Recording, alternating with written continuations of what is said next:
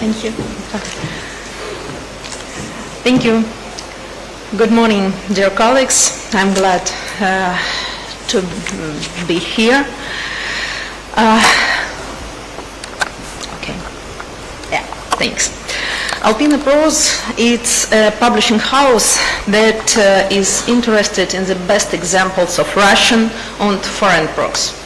The brightest and most fascinating bestsellers on the book market on the hand, and new designs and translation of classic literature. We didn't seek to increase the number of our projects. Our priority has been to build and support an author brand. Alpina Prose is concentrated on the author series of leading writers and translators rather than on separate books.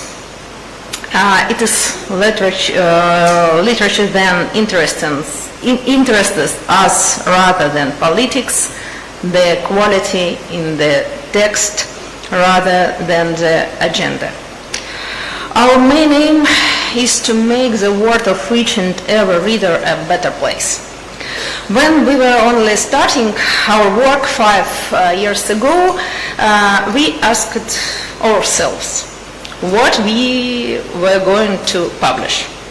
Our first option was Russian books that used to be a great hit a while ago, but almost forgotten. But reprinting classic books could not be the only method. It was then decided to work with new authors rather than poach authors from other publishing houses. This path is always long and difficult, and success is not guaranteed.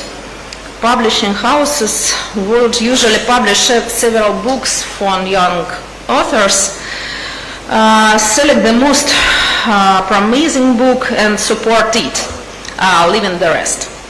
But we have a different approach. We select and publish only those authors who we are ready to work with the author for a long time.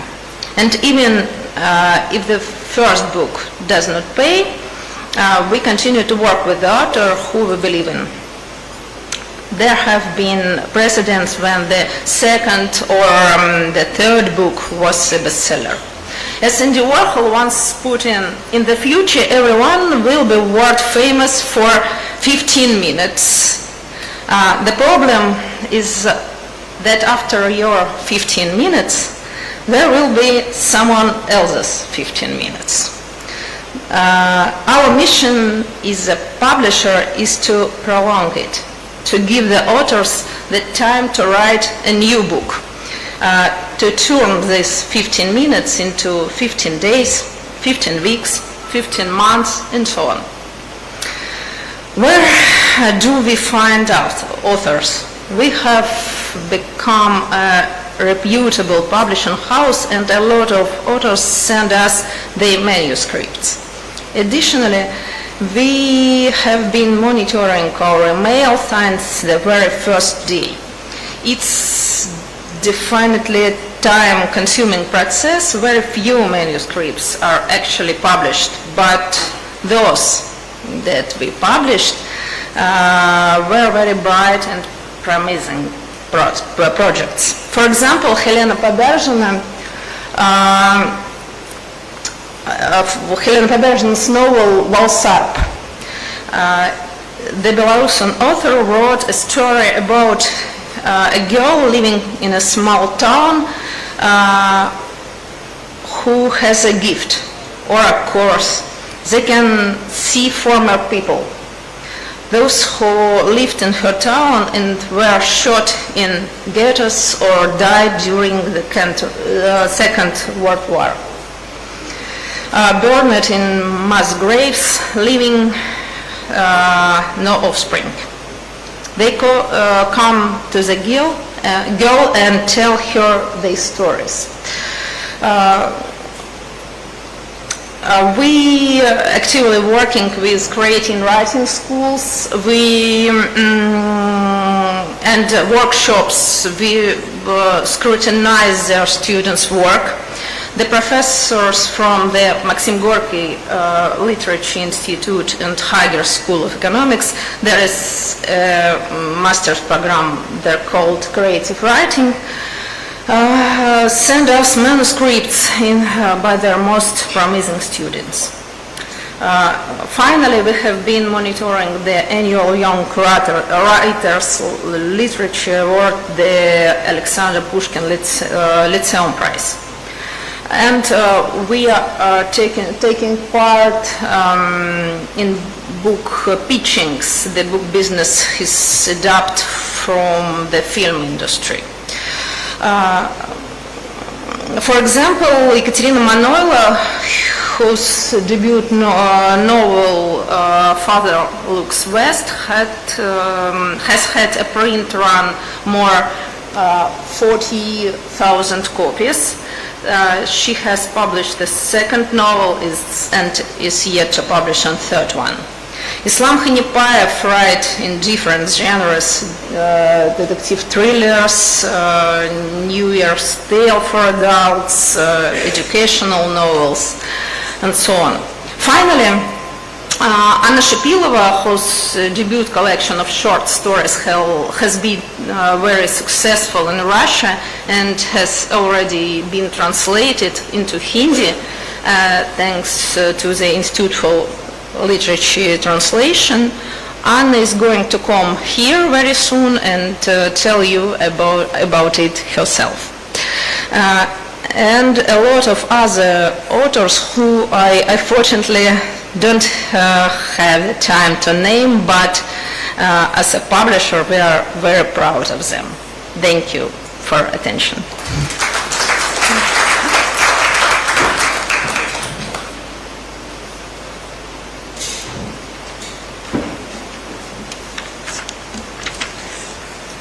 Thank you, Ms. Solovia, for your talk and for giving some interesting information about the publishing house. Our next speaker is Mr. and His Excellency Ahmad bin Raqad Al Amiri. He is the CEO of Sharjah Book Authority and a key figure in advancing the Arab book industry and cultural preservation. Since leading SBA's establishment in 2014, he has overseen major literary initiatives including the Sharjah International Book Fair (SIBF) and Sharjah Children's Reading Festival. He also spearheaded the Sharjah Publishing City Free Zone (SPC Free Zone), the world's first publishing focused free zone. Under his leadership, SIBF became the world's one of the largest fairs in 2021, attracting 546 publishers and literary agents from 83 countries. Al Amiri actively promotes Emirati literature on the global stage through international book events. He previously served as Head of Finance and Administrative Affairs at Sharjah Department of Culture and Information for over a decade. He will be giving a talk on Sharjah Book Market and Sharjah Publishing City. May I request Mr. Al Amiri to kindly come on the stage, and would also request our director to come on the stage to give a customary welcome.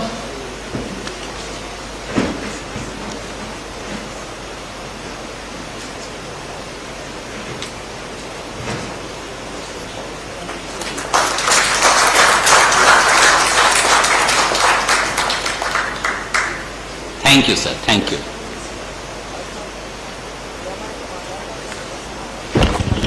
Good morning and namaste. How many of you heard about Sharjah International Book Fair? Can you raise your hand? Good number. Thank you. Estimated guest, respected publisher and friend, it's a great honor to be here today at New Delhi Book Fair, World Book Fair, with the sum of the most brilliant minds in the publishing industry. I extend my heartfelt thanks to Mr. Malik and NBT for bringing us together once again. I'm proud to represent Sharjah publishing sector and explore the new ways we can work together. Sharjah, under the vision of His Highness Sheikh Dr. Sultan bin Muhammad Al Qasimi, Supreme Council and the ruler of Sharjah, and with the leadership of Sheikh Abdur bin Sultan Al Qasimi, chairperson of Sharjah Book Authority, has worked actively to build a driven publishing ecosystem through key initiatives. We have fostered partnership, driven industry growth, and helped connecting cultural and literature.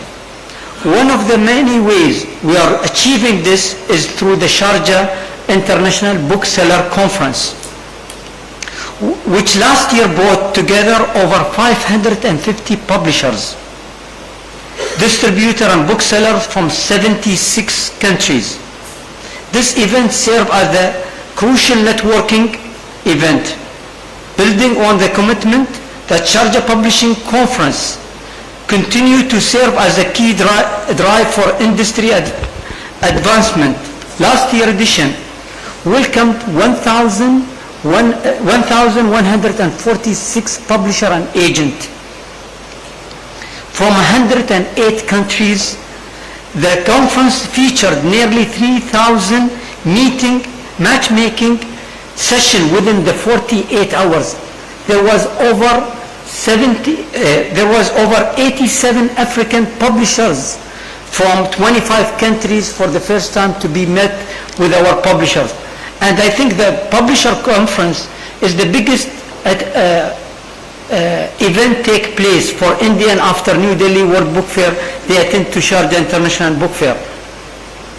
For those who are looking to establish a regional presence, Sharjah Publishing City is the world's first publishing focus-free zone and home to over 11,487 businesses from 154 countries, covering more than 1,500 businesses activity. Between them is Lighting Source Sharjah, which will be David talking about it in a few minutes. And it's the first print-on-demand facility in the Middle East. Also, I'm proud to announce the publishing executive course, an advanced leadership program we have developed in partnership with the New York University and the American University of Sharjah. This initiative will provide industry players with the knowledge and tools to navigate and the rapidly evolving publishing landscape. Of course, at the heart of our publishing effort is the Sharjah International Book Fair, one of the most influential book fair in the world. The 2024 edition welcomed 1.8 million visitors from over 200 countries, 2,500 publishers and exhibitors. Sharjah Publishing Initiative are not just about business. They are about supporting emerging voices and creating opportunities that go beyond borders. I invite all of you to visit our pavilion to explore how Sharjah can be your strategical partner in expanding your global footprint. Thank you, and I wish you all successful New Delhi World Book Fair.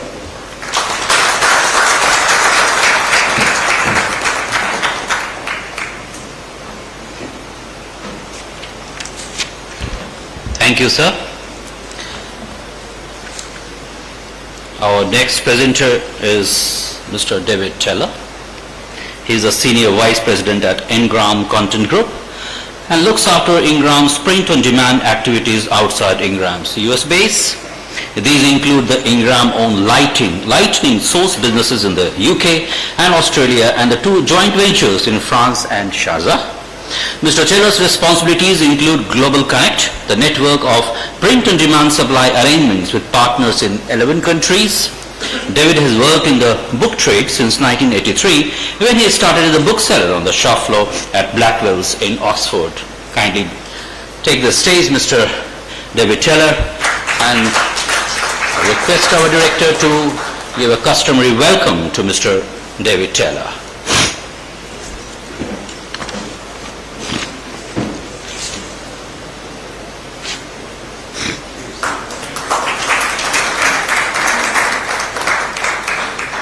Thank you. Thank you and good morning. I'm very grateful to the National Book Trust of India for their very gracious offer to speak at this fantastic event. I've only got a few minutes to tell you about the magic of print on demand, and so of course I'm going to utilise the help of one of Britain's finest exports in the form of Mr. Harry Potter. A little bit about Ingram. I think most of you will have heard of Ingram. Ingram is a very large privately held American company with a wide range of different industries, but the bit that my colleague and I, Mr. Kelly Gallagher, who's taking my photo, and Kelly, you should stand up and wave to everyone. There you go. I'm British and Kelly's American, so we're the sort of yin and yang of Ingram. We're one of the largest privately held companies in the US. What does Ingram Content Group do? We have a very simple model. We are one of the world's largest providers of services to publishers to help them sell more books around the world. And it was very interesting to hear the earlier comments about publishers as a nation builder. I think that's a wonderful, wonderful way of describing publishing. We have a lot of offices and facilities dotted around the world. Some of these are manufacturing facilities, including the one with my friend Ahmed in Sharjah, which is a joint venture with the Book Authority. But we also have a number of offices, so we are truly a global business. I won't read all of this out because I don't have the time to, but just to pull out a couple of statistics here. Whilst I've been speaking, we've probably printed about 38 books globally. And many of these are single copy on demand when there is a requirement for it. So we've been in the industry since the early 1960s. Well, let's go back to Mr. Harry Potter. What is print on demand? And I'm sure most of you in this room will know what it is. I have a very clear definition of it, and that is the ability to print a single copy of a book when there is a demand for it. It's not short-run printing, although we do a lot of short-run printing. We've been quite busy over the last 25 to 26 years since we started in print on demand. We work with 40,000 publishers. Some of them are sitting in this room. We have 12 million titles in our database. We have over 350 different languages. We have many books in the Indian languages as well, and we're so pleased to be working with our friends at the National Book Trust of India to take those books to the world. Why is single copy print on demand so important? The reason it's important is that it changes the publishing model from one that has always been about publish a book, try and guess how many to print, get it wrong, print too many, print too few. This actually reverses it to you sell the book first and then you manufacture it on demand within a matter of hours, and you do that on a global scale, and you're able to make a transformation in the global supply chain with the huge benefits that come from that, not only financial but environmental and cultural. I started out on the shop floor of Blackwell's in Oxford. It's a very famous bookshop. For those of you who are interested, there's a very good public house next door, so there's very good beer. It's called the White Horse, but that's where I started at Blackwell's. I mentioned our new arrangement with our friends at the National Book Trust of India. I've been coming to this wonderful market for about 15 years, so I always say to my American friends, I know enough to be dangerous. And the one thing that's always struck me, other than the vibrancy and the breadth of publishing, is how many publishers here publish in the English language, as well as all your other many wonderful languages. Many of those books are completely invisible to the world. They're not listed. If you go onto Amazon or one of the big wholesalers, you simply won't see them. What we're able to do with the print-on-demand model is to take those books, put them into our system, and price them for sale in all those various markets that we serve. So somebody could go into Blackwell's today, because it will be open on Sunday, and they could order a National Book Trust India book, and we would manufacture it in this facility in the top left-hand corner, and we would ship that book the next day, and the person in Oxford would get a copy of that book, and that could be a book in any language, in Urdu, Gujarat, Hindi, Tamil, and all the other ones. We've sold the book on behalf of the National Book Trust India. We've disseminated Indian culture around the world. It's a financial transaction. And we actually report those sales to the National Book Trust India. We do that for tens of thousands of publishers all over the world. So I think that was my 5 minutes. I'm obviously going to stick to time. So this is all about taking Indian books to the world without the help of Harry Potter, because we'd have to give some money to J.K. Rowling, and she's got enough money, I think, so she doesn't need our help. And I hope to see many of you at the fair. Thank you very much.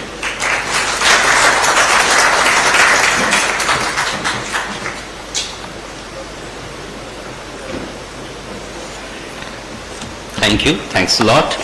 Now we have the next presenter and the last presentation in this session, Mr. Roberto Marcucci. He is the President and CEO of La Alma di Bersneider, Italy.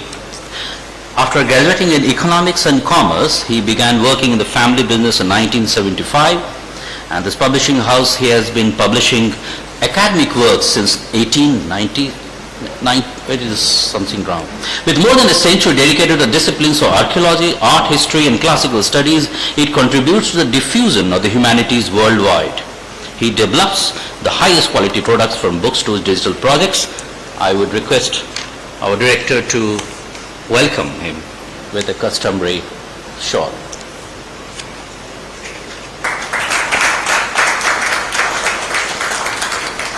Thank you.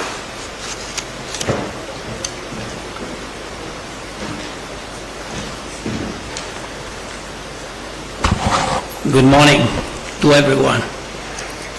I have 5 minutes, but I hope that I will through. It's a short presentation. It's with great pleasure I'm introducing Lerma di Brettschneider, publisher, in his marvelous and prestigious event. So the CEO speak and the 75 years of India as a republic. Art and art books are part of the DNA of our company, which long history is almost 130 years, and I will try to abridge here. The company started in 1896 when my grandfather, Max Brettschneider, and his business partner, Walter Regenberg, purchased the company, another German company called Löscher. On June of the same year, Löscher Company was established. Soon after, the company was appointed bookseller of the Queen of Italy. Next, please.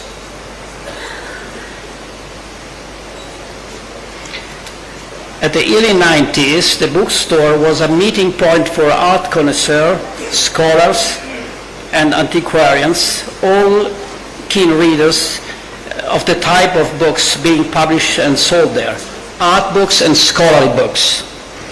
This is my grandfather. Beside art books, the catalog includes books about archaeology, history, religion, law, architecture. In 1909, my grandfather was established the Max Brettschneider editor, a great adventure with a story of a great sacrifice to survive of devastating events of the 2 world wars and the economic crisis that followed. The family-run company had to restart its activity twice to propose and establish, next please, and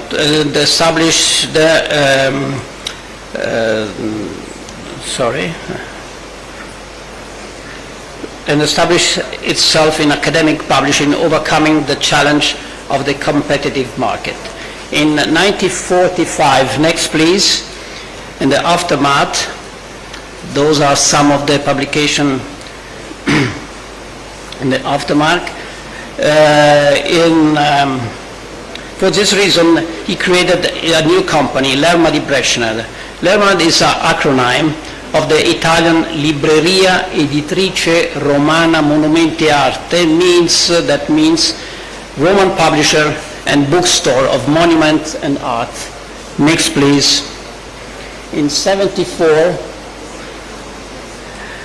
the company passed to the hands of Erminia Brettschneider, my mother, and Max's daughter, who had always accompanied him in publishing activities since the year before the Second World War. The company continued to grow, and since 2003 is being managed by Erminia's son, who happens to be me, and my wife, Elena Montani. over the years, the company has gained a fine reputation for producing high-quality publication. Next, please. For producing high-quality publication, both for highly academic content and the quality of the product itself. Our publications are kept in over 2,700 libraries worldwide, and we strive to make the diffusion to our books and journals as a priority. We go in normally every year in many book fair, and I'm proud to say, in Sharjah Book Fair and the Moscow Book Fair too. We collaborate with many prestigious research institutions, museums, state entities such as Italian Ministry of Culture, of course, the Vatican Museums, Metropolitan Museum of New York, the State Hermitage, and then Pushkin Museum in St. Petersburg and in Moscow, the Zhongjiang University of Economics and Law in Wuhan, China, the Johns Hopkins University, just to mention a few. Those that are up here is some of the catalog we print, and we look to increase our collaboration with the Indian University too, wishing to show the world the fascinating ancient art and history in this beautiful and great nation. As India they have a big traditional millennial culture. The new millennium has introduced new challenge with the rise of the internet and artificial intelligence. And we see as a new opportunity to continue our mission of academic research and culture by applying such technologies to index and translate to research work of scholars from diverse nations into different language. Therefore, making available books in the original language and translation simultaneously. I'm deepest desire to establish L'Erba di Breccia as one of the main providers of the Italian arts humanities in India, and perhaps one of the important providers, the Indian arts in Italy. Namaste. Thank you.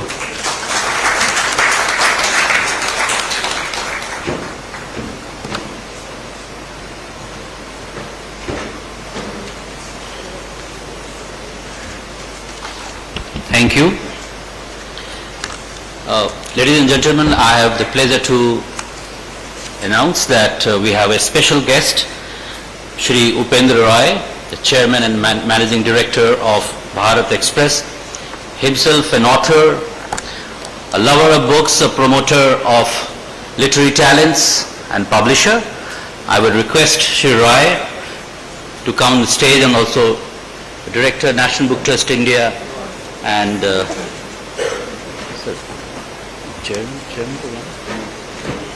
I would request Director to welcome Shri Roy.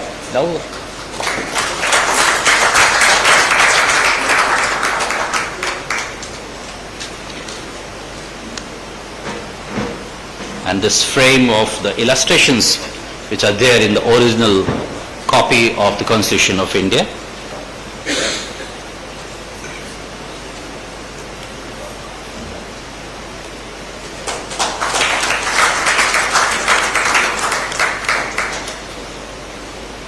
Thank you, sir. Thanks a lot. Now it's time for the summing up remarks of Director, National Book Trust India, Shri Yuvraj Malik ji.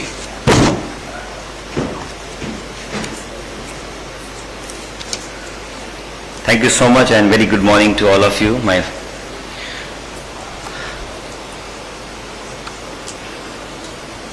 respected delegates from our guest country, Federation of Russia, CEOs of most of the eminent book fairs, Sharjah Book Fair, Abu Dhabi, Russian, Italian and other people, the CEOs of the publishing industry, authors, writers, publishers, and most importantly, the real nation builders of the society. I welcome you all to See or Speak edition on behalf of National Book Trust of India and Ministry of Education. The theme of the complete See or Speak is that publishers are